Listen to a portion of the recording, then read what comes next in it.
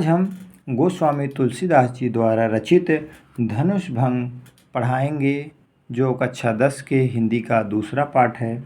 यह धनुष भंग श्री रामचरितमानस से लिया गया है। इसमें देखिए जो है यह तब प्रसंग में आता है जब सीता जी का विवाह के लिए स्वयंवर रखा जाता है और उस स्वयंवर में बड़े बड़े जो धनुर्धारी होते हैं, बलवान होते हैं, वो जब धनुष नहीं उठा पाते, तब जब भगवान राम खड़े होते हैं तो उसमें इसी प्रसंग को दर्शाया गया है कि जब भगवान राम धनुष उठाने के लिए खड़े होते हैं तो प्रतीत कैसे होते हैं, दिखते कैसे हैं। कह रहे हैं गोस्वामी तुलसीदास जी कह रहे हैं कि उदित उदय गिरिमंच पर रघुबर बाल पतंग, बिकसे संत सरोज सब हर से लोचन भृंग। किन्न पहि केरिया सानिस नासी, वचन नखत अवलीन प्रकाशी। मानी महीप मुकुद सकुचाने, कपटी भूप उलूक लुकाने। भय विशोक कोक मुनि देवा, बरसई सुमन जनावहि सेवा।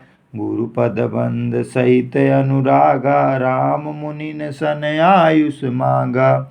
सहजहि चले सकल जग स्वामी, मत्त मंजु बर कुंजन गामी। चलत राम सब पुर नर नारी, पुलक पुरी तन भय सुखारी। बंदी पितर सुसुकृत सम्हारे, जो कुछ पुण्य प्रभाव हमारे। तव शिव धनु मृणाल किनाई, तो रहु राम गणेश गोसाई। कह रहे हैं गोस्वामी तुलसीदास जी कह रहे हैं कि उदित उदय गिरि मंच पर रघुबर बाल पतंग। उदित यानी उदय होना, उदय गिरि, ये गिरि माने होता है पर्वत। उदय गिरि पर एक पर्वत का नाम है। जिस प्रकार से उदय गिरि पर्वत मंच रूपी, मंच यानी जिस प्रकार मंच रूपी उदय गिरि पर्वत पर रघुबर बाल पतंग, रघुबर रूपी बाल शूर उदय होता है। बिक से संत सरोज सब, बिक से माने खिल जाना, संत माने संत, संत जो साधु संत होते हैं।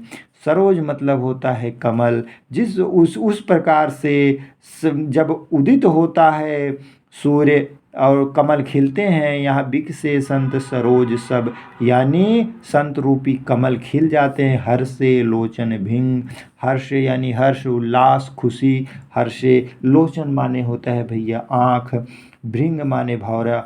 हर्षे लोचन, हर्षे संबिक से संत सरोज सब हर्षे लोचन भृंग।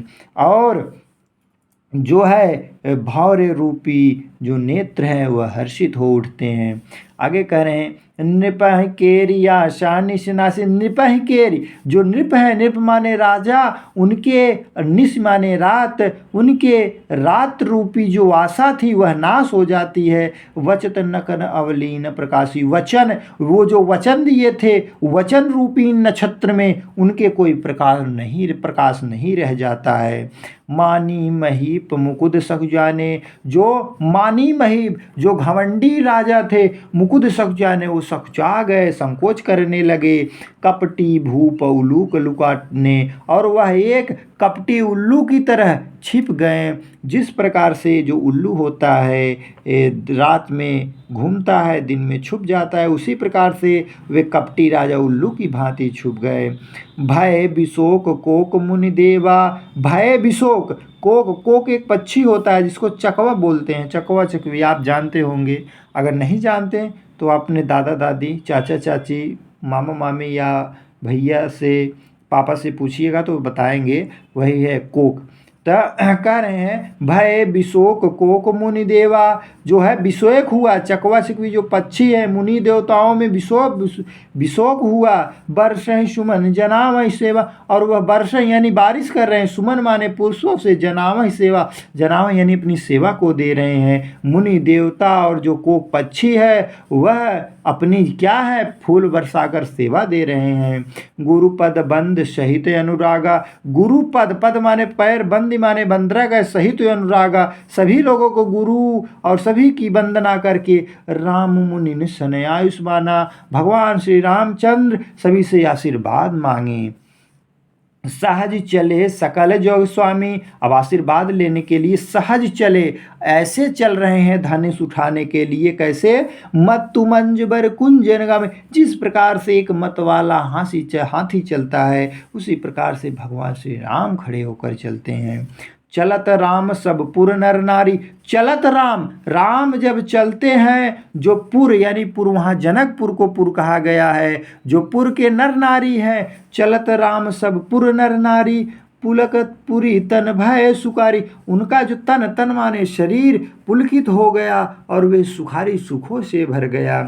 बंद पितर सुर सुकृत सम्हारे श्याम भारे, और वे अपने पितरों की वंदना करने लगे, सुरों देवताओं की वंदना कर रहे हैं कि अब आप संभारिए, जो कुछ पुण्य प्रभाव हमारे, यदि हमारे कुछ पुण्य हैं, हमने कुछ पुण्य किए हैं तो उसका अगर कुछ प्रभाव है तो शिव धनु मृणाल किनाए, तो उस शिव धनुष को, मृणाल माने होता है भैया कमल का डंठल, उस शिव धनुष को कमल की डंठन की समान तो रहु राम गणेश गोसाई, हे गणेश गोसाई भगवान श्री रामचंद्र उस धनुष को जिस प्रकार से कमल का डंठल टूटता है उसी प्रकार से तोड़ दें।